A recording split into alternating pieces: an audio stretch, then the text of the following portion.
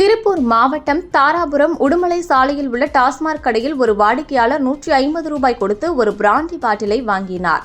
மது பாட்டிலை வாங்கி உள்ளே பார்த்தபோது அதில் பூச்சிகள் உள்ளே மிதந்தது தெரியவந்தது. இதனால் அதிர்ச்சியடைந்த வாடிக்கையாளர் சேல்ஸ்மேனிடம் சென்று காண்பித்தார்.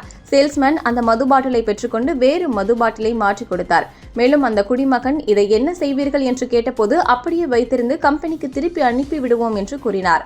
இதனால் தாராபுரத்தில் பரபரப்பு ஏற்பட்டது. நல்லா பாருங்க, என்ன தூசி இருக்கா கொசு இருக்கா?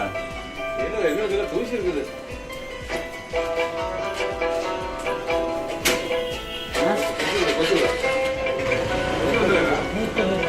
என்ன பண்றது?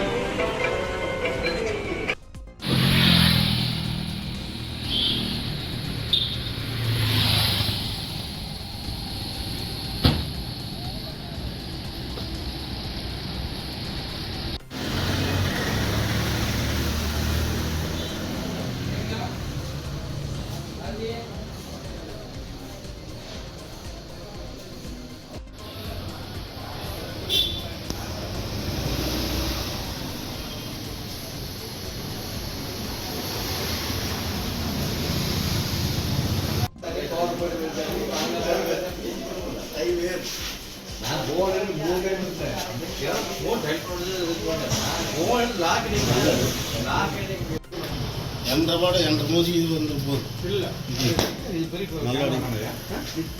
வியாபாரம்